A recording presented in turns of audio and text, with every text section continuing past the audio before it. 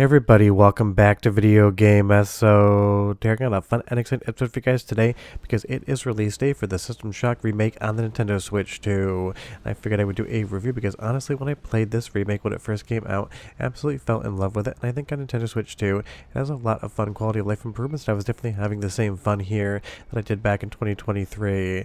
And honestly, System Shock was a game that was definitely in need of a reboot, because I remember playing the original on PCs back in the day and absolutely loving it. But if you go back to that version now, absolutely can give a little bit of fight as far as the overall systems are concerned. But bringing it into a modern environment with a reboot, then moving it over to Nintendo Switch 2 with Joy-Con mouse support, definitely a fun party trick indeed.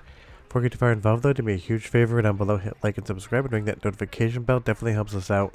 And if you feel so inclined and want to support the channel, we got a Patreon link down below as well. And honestly, if you've never played System Shock before, I can't stress enough, I would just go straight to the reboot and kind of ignore the original version unless you want to go back for nostalgia, because it is quite a difficult game to play in 2025 just based upon how it was designed back then. And if the Shock and System Shock sounds familiar, that is because this was made by Nightdive Studios, who would go on to basically make the Bioshock franchise as well.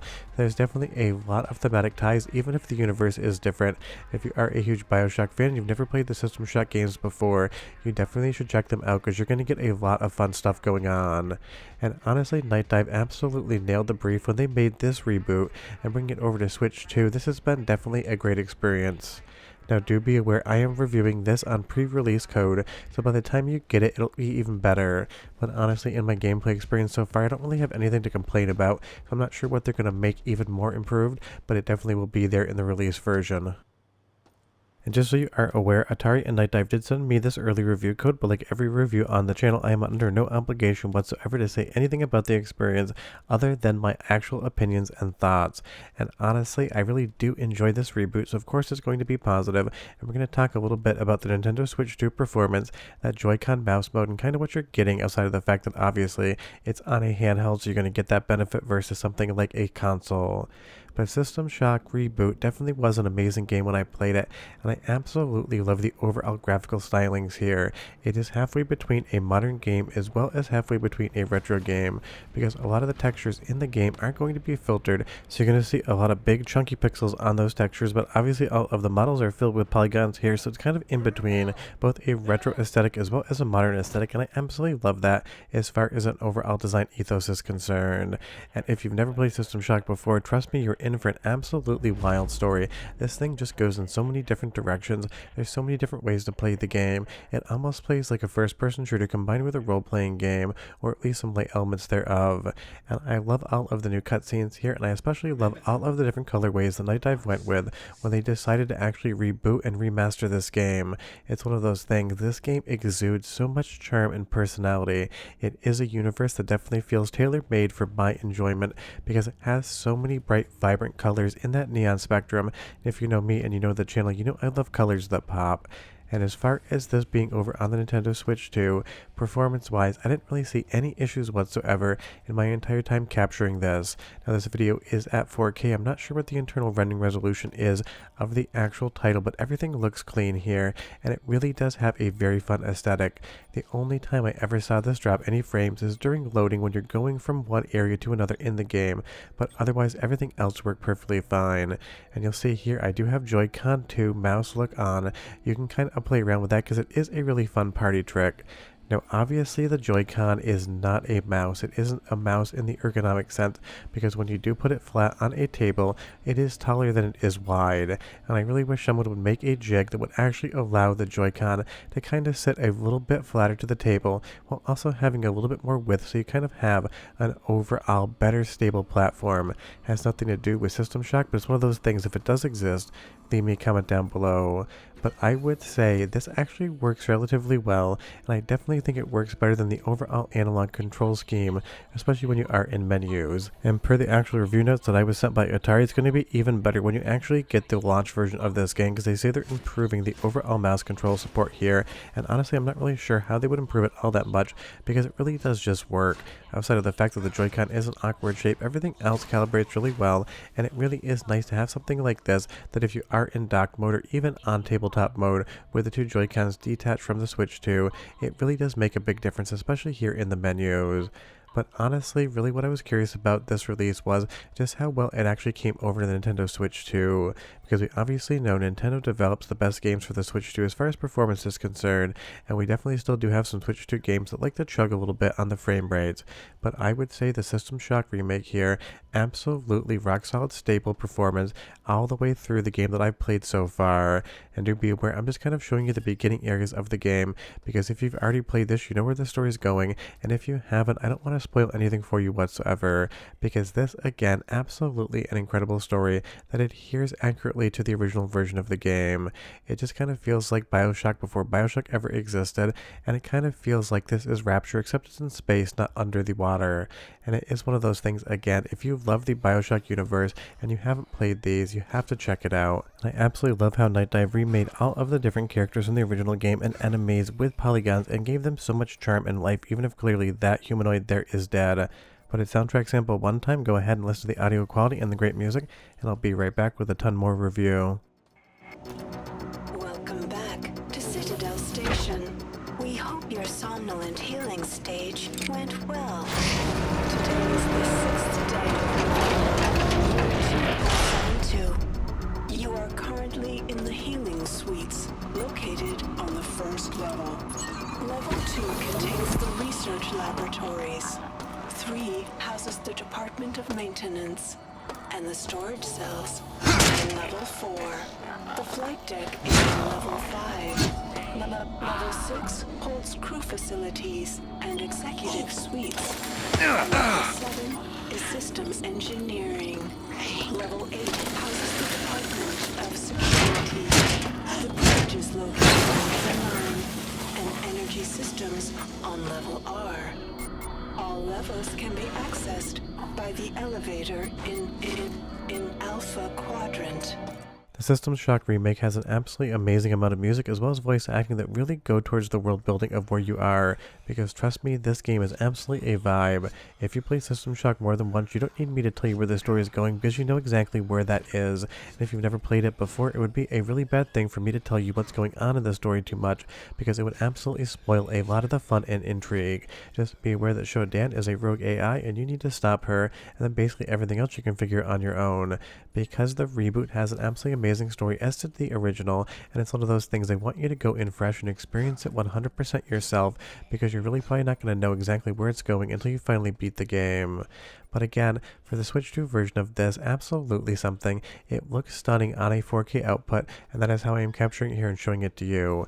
And of course, if you've never played the game before, you're not going to know a lot of the cyberspace elements, but definitely some big Lawnmower Man vibes going on here from the original team at Lookingglass Studios. And this is a ton of fun because you can play with gyro controls here, you can play with mouse aiming, or you can use analog sticks as well. Basically, when you're in this environment, it kind of feels a little bit something like Descent. You have to find different power-ups and different things that are going to aid you on your way, and you also have that mouse control as well as the actual R button that is going to be your fire. Now, sure, this is a little bit more abstract than the actual System Shock universe, and it is something that was in the original game, but I absolutely love the neon here.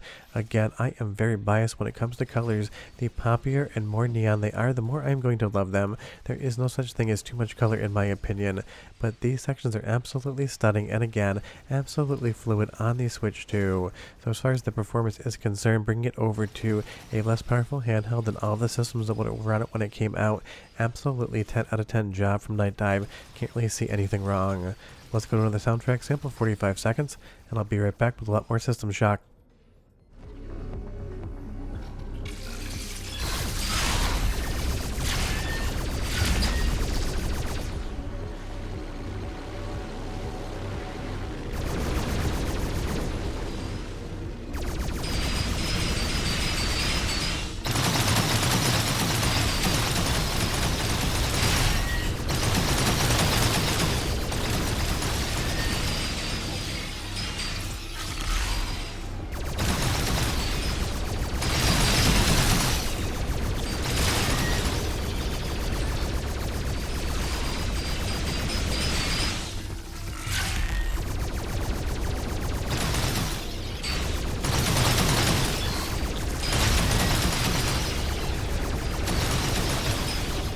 Again, some really awesome music there, and it kind of feels a little bit like a first-person Geometry Wars, except also Descent, also a System Shock at the same time. And I will say, if you've never played this game before, do not go in thinking it's going to be that boomer shooter, first-person shooter you know, love, and remember from back in the day.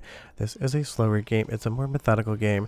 You're going to be picking up and managing a ton of inventory, and for the most part, you're always going to feel like you're at a slight disadvantage versus all of the different enemies on the screen. Because you'll see here, we have this pipe, the original weapon we pick up, kind of feels a little bit like the wrench from obviously Bioshock, and if you carry that too far and try to start attacking higher level enemies, I assure you, you're going to have a very bad day very quickly. You have to manage your weapons here, and you absolutely have to also manage your inventory, because you only have so many slots, and there's going to be a lot of stuff in the game that is basically going to be garbage for a long time. Maybe you'll find a use for it, but maybe you have to decide, do you want to carry it around that whole time? And you'll see here, these cyborgs with the lasers, absolutely, you're going to get decimated by them if you just bring in a pipe. So just keep that in mind. You want to really think about what weapons you're using, where you are in the game. You'll see here in this room, there is a lot of radiation poisoning going on, but you can find things in the world that'll definitely help you along with that. And that really is the fun thing about the System Shock reboot. It has so many different complex mechanisms and mechanics underneath it, but you can also just play the game like it is a first-person shooter and ignore maybe 50% of them. And you will see there, I got shot in the back and I am dead. Trust me when I say this, don't be a hero and go to hard mode immediately. System Shock does not hold your hand. It definitely wants to kill you here and there, so it has that old school challenge, and it also has really fun cutscene when you actually die. And while it's not quite as dramatic as the Stratification scene in Quake, it definitely leaves you feeling like you're going to have a very bad time because you did fail at this game. But just look at those colors, the reds, the greens, almost Christmas themed because it is December after all. That really is the number one thing outside of this being on Switch 2 that I can just say about the general remake of System Shock.